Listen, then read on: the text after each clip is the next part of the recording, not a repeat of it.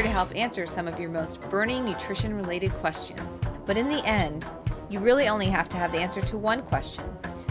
Do you live to eat, or do you eat to live? Dietitian Elizabeth Brown, the Kitchen Vixen. Good morning to you, Elizabeth. Good morning. Thank you. All right, so let's talk a little bit about what makes beans a sort of a power food. Well, you know, the thing is, I think what we consider power food is something that's really overlapping. They provide protein, almost a complete protein.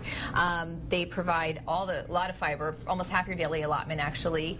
They provide a lot of antioxidants and a lot of minerals. A lot of people don't realize how rich in minerals they are, and we're so easily mineral deficient.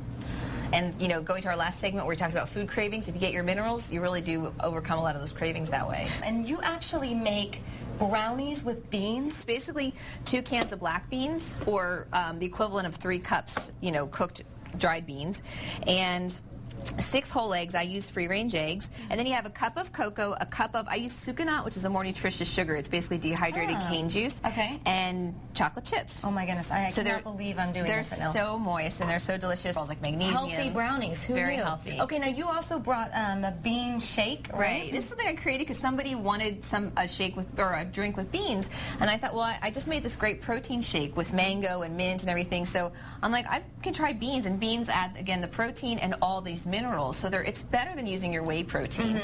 And then I use milk, which adds, actually makes it a complete protein. Whenever you use an animal protein with something that's incomplete like beans, you complete it.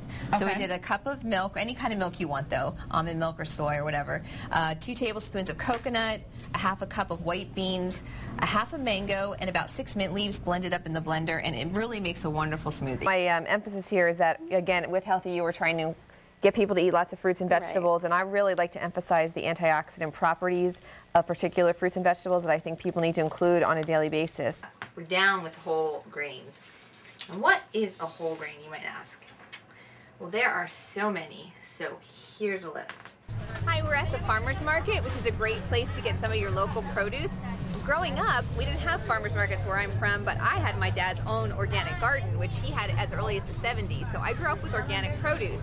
Then I moved to California, and I don't have any room for a garden of my own, but luckily we have these wonderful farmers markets where we can get all this great organic produce and we get to meet the farmers who grow it.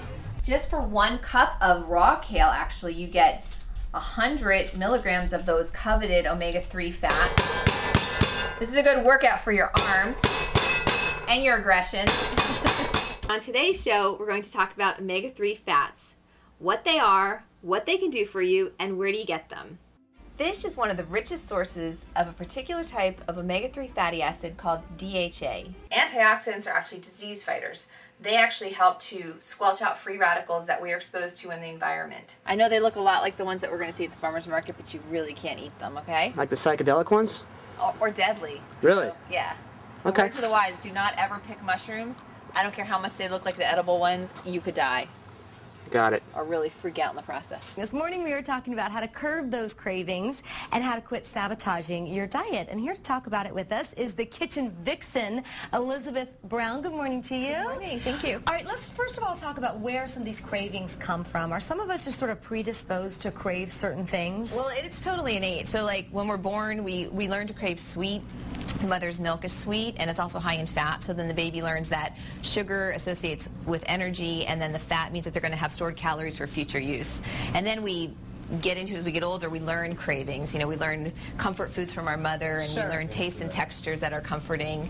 And under stressful times, which we experience a lot, we tend to crave those foods. It's really about teaching you what food is going to do for your body. What are the foods that you need to buy in the grocery store, and maybe why sometimes it's better to go to the farmer's market. Why should we buy organic versus conventional produce, and grass-fed beef and free-range eggs, and all that stuff that seems like so overwhelming. It all can make a difference as to how you're able to perform and get through your day and reach your goals. All these things you're going to learn when you watch me, the Kitchen Vixen.